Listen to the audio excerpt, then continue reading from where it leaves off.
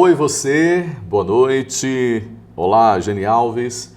Você é uma figura, estamos juntos aqui no Conexão e eu apresento aqui, pelo menos 3 vezes na semana, o podcast Conexão com a presença do pastor Everon Donato. Ele já está aqui com a gente para bater um papo muito legal e o tema de hoje tem a ver com o plano eterno da salvação. Vamos detalhar um pouquinho esse assunto. Claro que não se esgota porque é inesgotável. Salvação é um estudo para toda a eternidade. É verdade. É o que a gente imagina que seja, né? É verdade. Esse tema de hoje vai ser um tema muito especial, pastor Enio, e é uma alegria a gente estar aqui participando mais uma vez desse podcast que tem alcançado muitas pessoas e que tem sido uma bênção na vida de muita gente. Vamos orar então? Pai querido, em nome de Jesus, abençoa-nos no estudo de hoje. Vai ser muito interessante. Derrame sobre nós o poder do Espírito Santo para aquilo que for dito aqui seja do teu agrado, em nome de Jesus. Amém. Amém. Olha, deixe-me falar algo aqui interessante. Você que está acompanhando a gente sempre, tem um guia de estudo, Ouvindo a Voz de Deus. É esse guia que a gente tem trabalhado aqui com perguntas e respostas. Aí está o guia, Ouvindo a Voz de Deus. Você pode fazer contato pelo nosso WhatsApp para pedir o seu exemplar. 998560017. Não se esqueça de colocar antes o 81. Então vou repetir. 998560017. Vamos lá então, né? Vamos falar sobre o amor de Deus. E de que maneira nós podemos responder a esse amor, porque Deus, Ele nos amou de tal maneira que deu o seu Filho único. Isso aqui é salvação para todos nós. Como é que nós podemos apagar um passado de pecados, de erros, de práticas completamente fora dos princípios estabelecidos por Deus e ter uma vida sem culpa diante do Senhor? Então, o estudo que você vai ouvir agora mostra exatamente respostas bíblicas para uma vida cristã de sucesso. Vamos lá, pastor Everon. Tudo pronto aí? Tudo pronto. No último estudo, a gente conversou um pouquinho sobre a origem do mal, né? Como é que o mal surgiu, não é, no universo e, posteriormente, aqui, exatamente no nosso planeta, né? A gente viu aí que o sofrimento, ele é uma realidade, é uma consequência do pecado, e vimos que, apesar do pecado ter entrado, começado lá no céu com um anjo, né, que deixou de ser um anjo de luz, Lúcifer, e passou a ser um adversário, Satanás, a gente viu que o pecado foi transferido aqui para a terra, né, porque os nossos primeiros pais caíram, mas Deus teve sempre o controle de todas as coisas. E o mal, a gente viu no estudo passado, que não durará para sempre. Deus tinha um plano, então, de contingência diante de todo esse problema do pecado, de toda essa problemática. Deus tinha um plano ou foi pego de surpresa? O estudo de hoje vai mostrar que Deus tinha um plano de contingência, Ele tinha tudo sob controle, como tem em todo o tempo, em qualquer momento, porque Ele é Deus, né? E é isso que a gente vai ver hoje, esse plano. Como é que se chama esse plano que Deus tinha de contingência para resolver o problema do pecado? Nós vamos estudar sobre isso hoje de forma muito especial. Muito bem. E os seres humanos, depois que entrou o pecado aqui no mundo, eles se tornaram pecadores, porque eles eram perfeitos, eles foram criados à imagem e semelhança de Deus, sem erro, sem desobediência. Mas o mal entrou e os seres humanos pecaram, desobedeceram a Deus. Então, todos são pecadores ou nasce gente sem pecado? Bom, essa é uma pergunta que a resposta dela é nos dada pelo apóstolo Paulo em Romanos capítulo 5, verso 12, pastor Enio, quando ele diz assim, olha, diz que por um homem entrou o pecado no mundo e pelo pecado a morte, e diz então a Bíblia que por isso todos são pecadores. Romanos 6, 23 diz que o salário do pecado é a morte. E estamos todos destituídos da glória de Deus. Logo, não há um justo sequer. Não há um ser humano que possa dizer assim, eu estou isento de pecado. Todos nós nascemos nessa condição. O pecado é uma condição inerente ao ser humano, porque o ser humano nasce pecador. Então, o pecado, desde que entrou na terra com os nossos primeiros pais, se espalhou para toda a raça humana. E por isso já nascemos na condição, afetados pelo pecado e em condição pecaminosa. Então, se somos pecadores, estamos perdidos. Logo não há salvação, porque o texto bíblico diz que o salário do pecado é a morte. Se o texto terminasse aí, estaremos completamente perdidos. Mas ainda há esperança e nós vamos ver no transcorrer do estudo de hoje. E que reação Deus manifestou diante da entrada do pecado no mundo? Qual foi a reação de Deus? Bom, a gente poderia pensar assim, olha, Deus advertiu o ser humano de que ele não deveria comer do fruto da árvore da ciência do bem e do mal que estava no meio do jardim. Aquele era exatamente o único ponto vulnerável em que o diabo poderia tentar o ser humano. Deus advertiu tudo e o ser humano, mesmo assim, usando o seu livre-arbítrio, escolheu cair em pecado, desobedecer. Deus poderia ter abandonado o ser humano, Deus poderia ter escolhido não se importar. No entanto, a Bíblia diz que Deus já havia providenciado, desde que o homem caiu em pecado, o Senhor providenciou uma solução. E essa solução está descrita para nós em Gênesis, no capítulo 3. Eu vou ler aqui para a gente compreender melhor. Gênesis, no capítulo 3, verso 8 a 10. Então, logo o homem caiu, olha, Deus já tinha um plano de solução, um plano de escape. Veja o que diz, Gênesis 3, de 8 a 10 diz, e ouviram a voz do Senhor Deus que passeava no jardim do Éden pela viração do dia. Esconderam-se Adão e sua mulher da presença do Senhor Deus entre as árvores do jardim. E chamou o Senhor Deus a Adão e disse-lhe, onde estás? E ele disse, ouvi a tua voz soar no jardim e temi, porque estava nu e me escondi.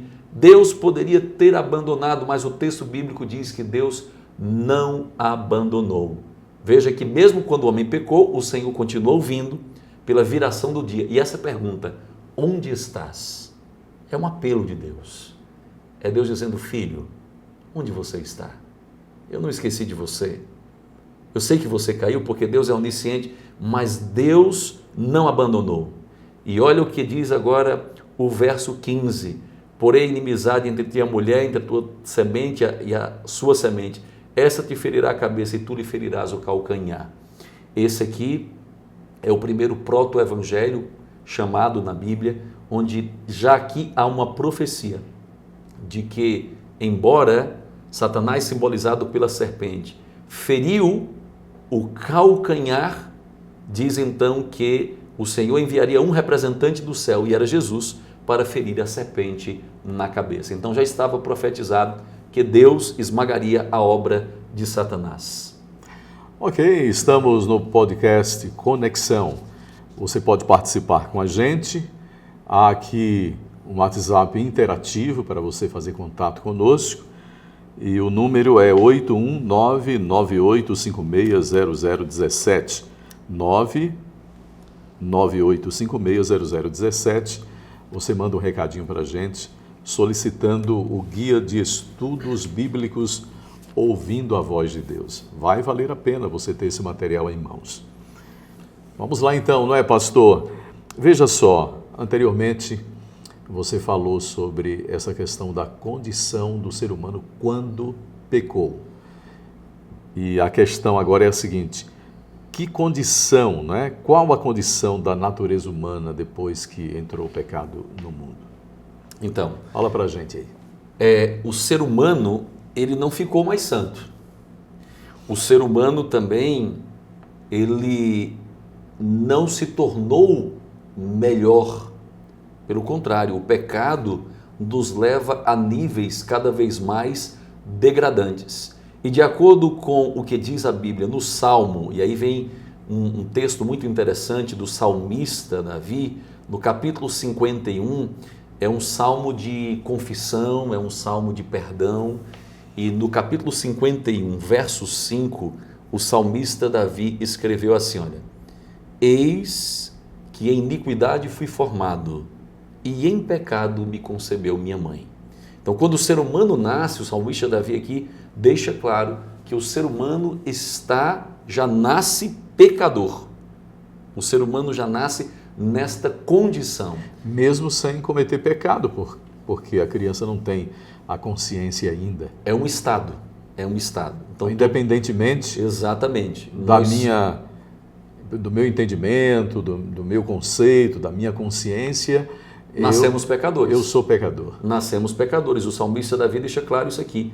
Olha, eu fui formado em iniquidade, em pecado me concebeu a minha mãe, né? Então, se somos pecadores, precisamos de um Salvador para nos tirar desta condição, para nos levar a uma outra condição. Mas essa é a condição que afeta todo ser humano. E por que somos pecadores?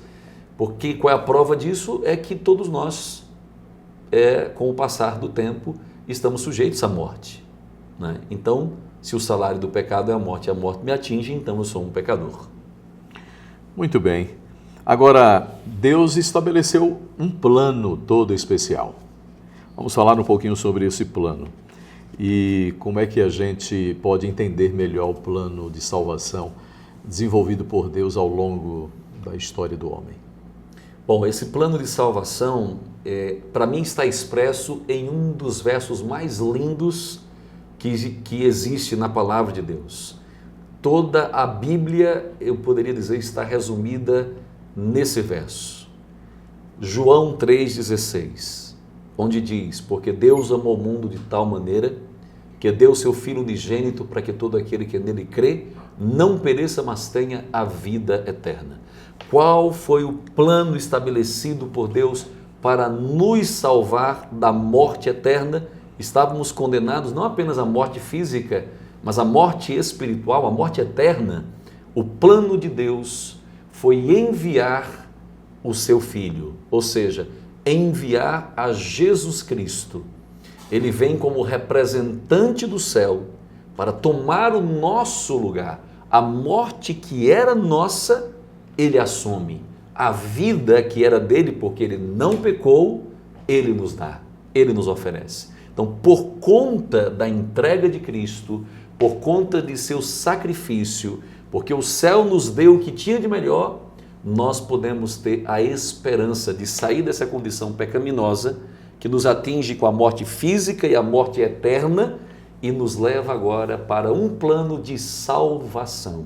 Esse é o nome do plano de Deus, o plano da redenção ou o plano da salvação. Em Cristo podemos ter vida e vida eterna. Tá, mas vamos tocar na questão do pecado. Mais uma vez, o ser humano, ele desobedeceu a Deus e pecou. Mas é possível o homem, na relação com Deus restituída, ele viver aqui sem pecar? Daqui a pouquinho você responde essa questão que é, no mínimo, curiosa. Depois do intervalo a gente volta. Estamos de volta ao podcast Conexão. Um grande abraço para você que está acompanhando a gente. Muito bom ter você como alguém que estuda a palavra de Deus. Está aí direitinho, observando as perguntas e as respostas dadas aqui pelo pastor Everton Donato? Espero que sim.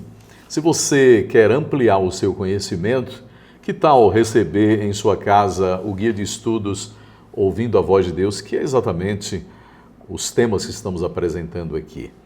Então você vai fazer contato pelo WhatsApp, mande um recadinho para a gente dizendo que quer esse guia de estudo através do 998560017. Repetindo, 998560017. Estamos aguardando por você, hein? Não se esqueça disso. Anteriormente, antes de a gente ir para o segundo bloco e último bloco do podcast Conexão, eu fiz uma pergunta que eu disse assim, no mínimo é uma pergunta que traz curiosidade. O ser humano, ele errou, ele pecou e por isso ele pagou o preço e o preço é a morte. O resultado de uma vida de erros, de equívocos contra os princípios estabelecidos por Deus. Escolhas erradas. Das escolhas erradas também, é exatamente você morrer. Para que você não morra, Deus estabeleceu um plano de salvação, que é o plano da redenção, da restauração, da regeneração, do resgate. Quando você é resgatado por essa obra realizada por Jesus, agora você vai viver em novidade de vida. Então, é possível você viver aqui, depois que foi salvo por Jesus, sem pecado? Existe esse negócio de impecabilidade do ser humano? Perfeição absoluta. Perfeição absoluta antes da volta de Jesus? Muito bem. A Bíblia diz para nós que esse tema, quando você acha que você não peca mais, porque você foi salvo pela graça de Deus e que agora você atinge esse estágio de perfeição, perfeccionismo, não é? De impecabilidade, a Bíblia diz que isso não é verdade. Em 1 João capítulo 1, verso 8 e o verso 10, o apóstolo João deixa isso muito claro, muito claro.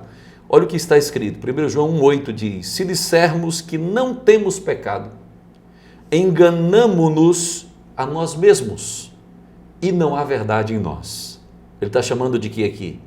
De mentiroso. Se alguém diz que não tem pecado, já é um mentiroso, porque o pecado é uma condição que nos acompanhará até o final das nossas vidas, até sermos completamente restaurados, né, pelo Senhor Jesus Cristo.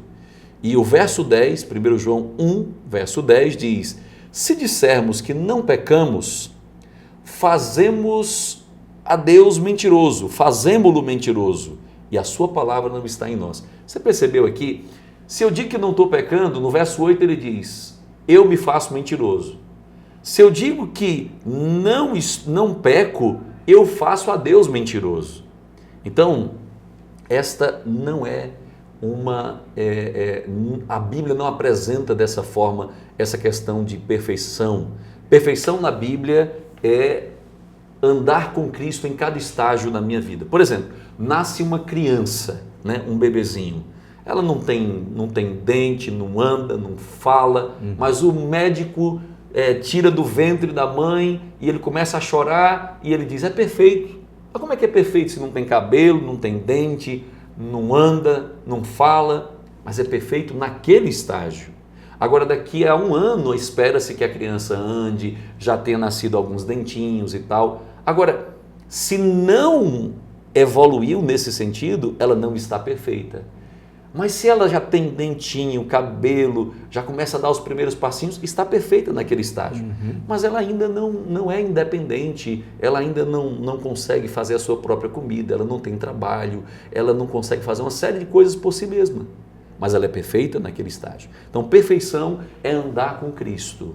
E em cada estágio em que nós estamos, podemos ser perfeitos, não em nós mesmos, mas a nossa perfeição é em Cristo Jesus. Somos perfeitos nele, porque ele é quem completa o que nós não podemos completar. E perfeição tem a ver com, nesta caminhada, nesse passo a passo, em você chegar a um certo amadurecimento? Tem a ver? Perfeição é você crescer em Cristo, é amadurecer em Cristo. Mas perfeição não é impecabilidade. Inclusive, no processo de crescimento e amadurecimento, vai haver quedas. Faz parte. É parte inerente do processo de amadurecimento cair, se machucar, aprender a se levantar. Isso é parte do processo de aprendizado e de crescimento. Mas isso não é impecabilidade.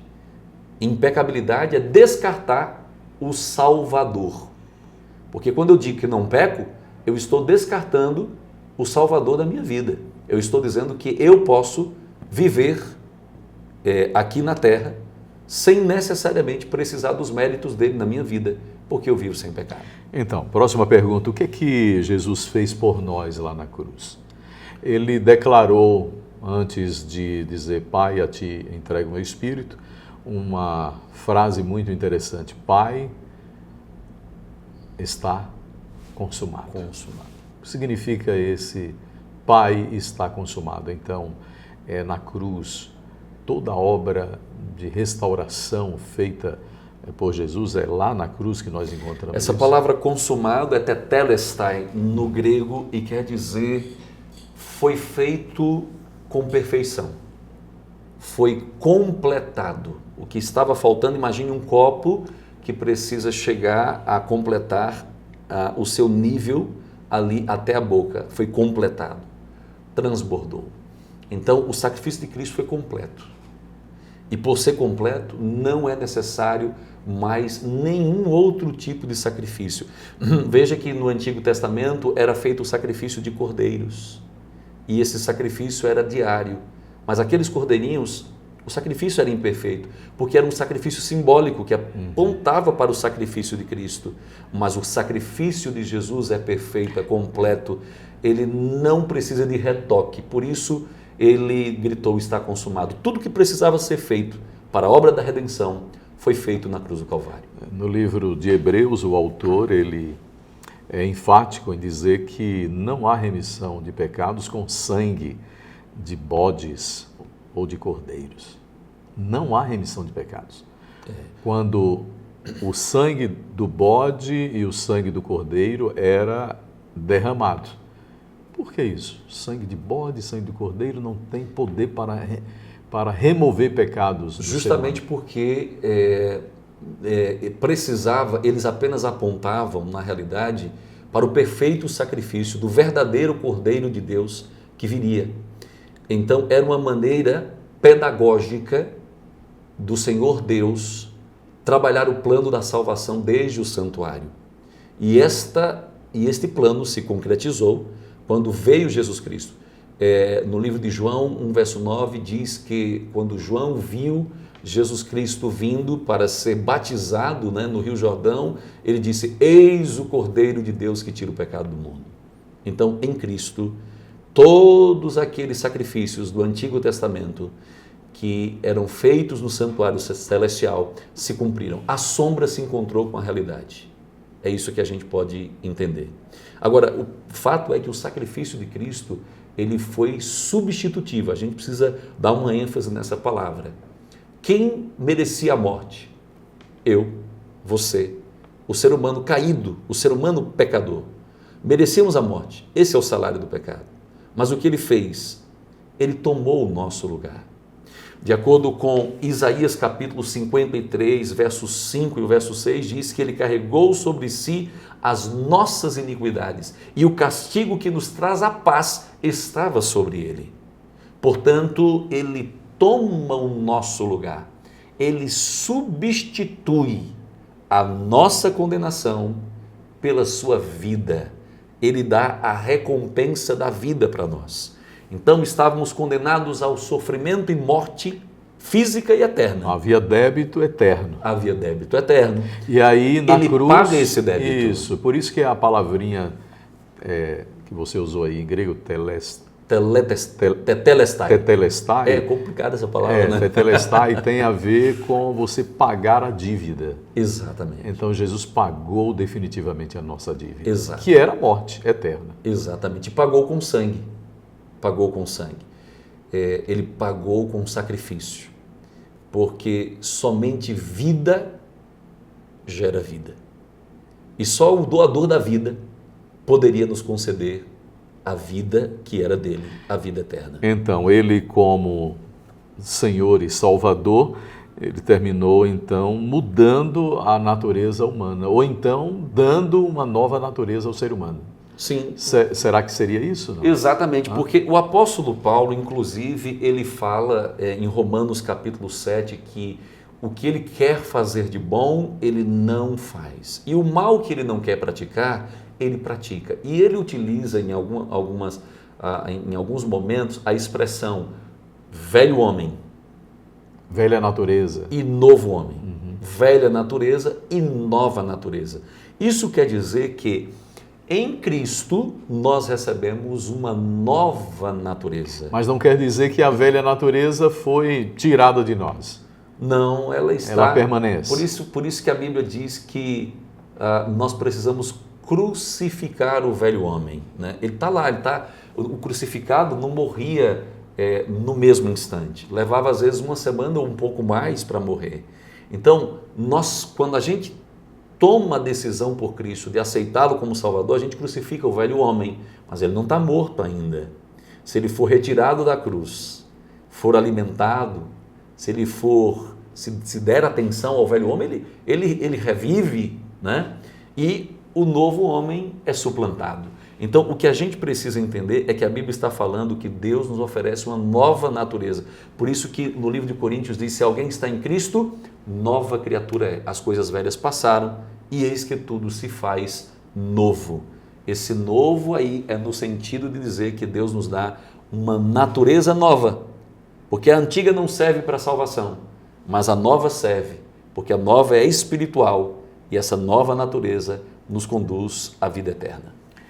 Estou conversando com o pastor Everon Donato, aqui no Conexão, e fazendo esse bate-papo, esta conversa muito interessante sobre temas bíblicos. E a gente está se baseando no Guia de Estudos Bíblicos Ouvindo a Voz de Deus. Caso você esteja interessado em adquirir esse material, é só entrar em contato com a gente, mande um recadinho dizendo que quer aprender a Palavra de Deus com este guia. Você faz contato pelo 819-9856-0017, 99856-0017.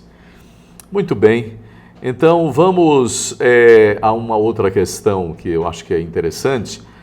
A salvação que é operada por Cristo depende das obras que praticamos quando somos salvos por Jesus? A gente sempre disse aqui que a Bíblia é sua própria intérprete. Então vamos à Bíblia. Olha o que diz Efésios 2, verso 8 e 9. Diz assim, porque pela graça sois salvos por meio da fé. E isto não vem de vós, é dom de Deus. Não vem de obras, para que ninguém se glorie. Porque somos feitura dele, criados em Cristo Jesus, para boas obras, as quais Deus preparou para que andássemos nelas.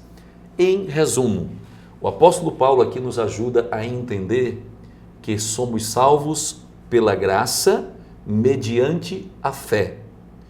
Contudo, uma vez salvos, as obras elas têm um papel. O verso 10 diz, porque somos feituras dele, criados em Cristo para as boas obras. Que boas obras são essas? Então, são as obras do Espírito de Deus na nossa vida.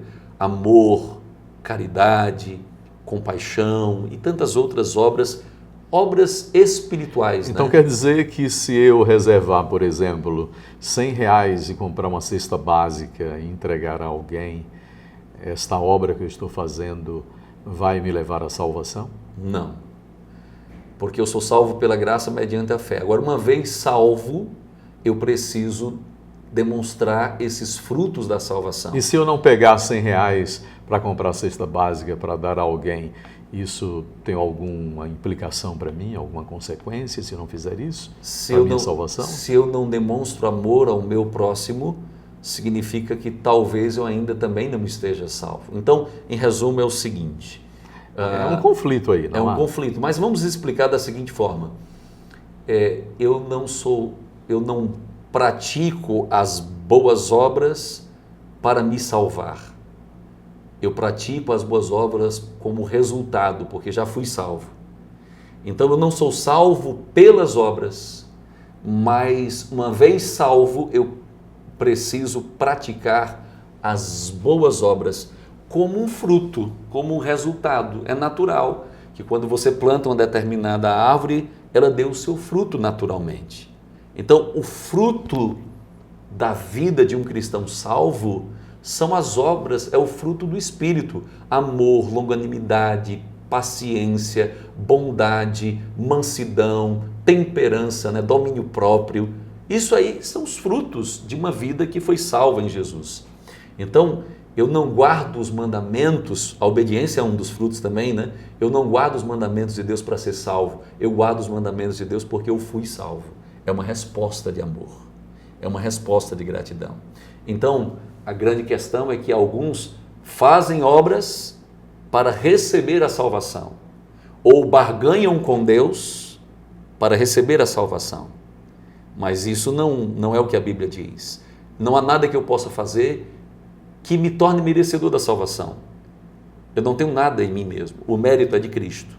Agora, uma vez que eu fui salvo em Cristo, a resposta desse amor se traduz em boas obras para que o reino de Deus se expanda, né? No entanto, eu quero fechar aqui, pastor Enio, dizendo que o que a gente pode aprender do plano da salvação é que a Bíblia deixa claro para todos nós que a morte de Cristo foi uma morte substitutiva. Ele morreu em nosso lugar, pagou o nosso débito. E quando o sangue dele é derramado por nós, nós temos o direito de uma nova vida. Isso me lembra a história de uma família na África. Havia uma aldeia que estava sendo perseguida por um grupo de bandidos e eles entraram e devastaram a aldeia e ceifaram muitas vidas. Uma família se escondeu no celeiro, o pai, a mãe e 2 filhos.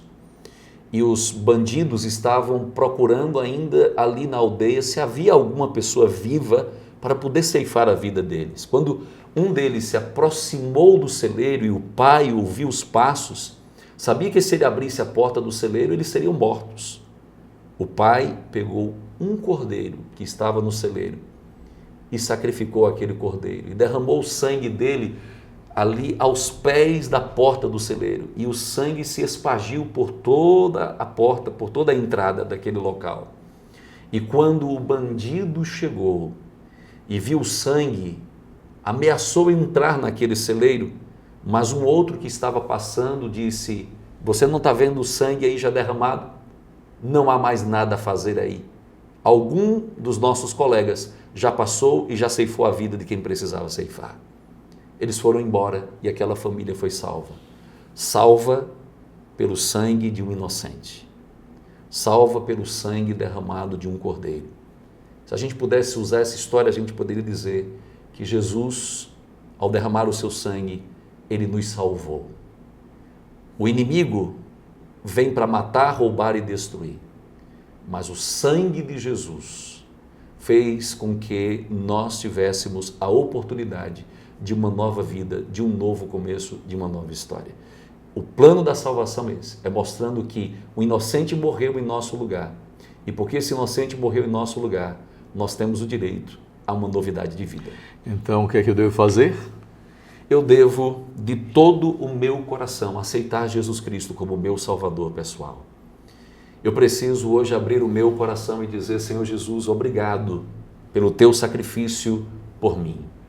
Eu aceito esse sacrifício e quero, a partir desta oportunidade que o céu abriu com o teu sacrifício, quero andar em novidade de vida. Quero ser teu e, entendendo dessa forma, nós seremos verdadeiramente salvos. O plano de Deus é que sejamos agora seus discípulos. E como é que eu sou o discípulo dele? Em primeiro lugar, quando eu aceito como meu Salvador. Agora eu entendo que ele é o meu guia e eu o sigo de todo o meu coração. E quem sabe os amigos que estão aqui hoje ouvindo precisam tomar uma decisão, os que estão participando conosco pelo podcast. E a decisão hoje deve ser de aceitar Jesus como seu precioso Salvador, porque todo aquele que nele crê não perece, mas tem vida eterna. Eu preciso de fé, arrependimento e confissão dos meus pecados. É o tema que nós vamos aprofundar no próximo podcast de Conexão.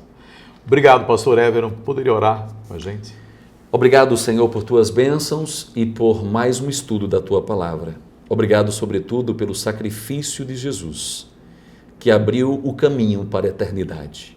Ajuda-nos hoje a abraçar esta oportunidade, aceitando Jesus Cristo como nosso Salvador e entendendo que a nossa resposta a Ele deve ser entregar o coração, sabendo que Ele entregou o que tinha de melhor, entregou toda a sua vida por nós. Oramos em nome de Jesus. Amém. Obrigado você que acompanhou o podcast de Conexão. A gente volta no outro momento, trazendo o tema fé, arrependimento e confissão. Um abraço e até novo encontro. É com você, Geni Alves, grande figura.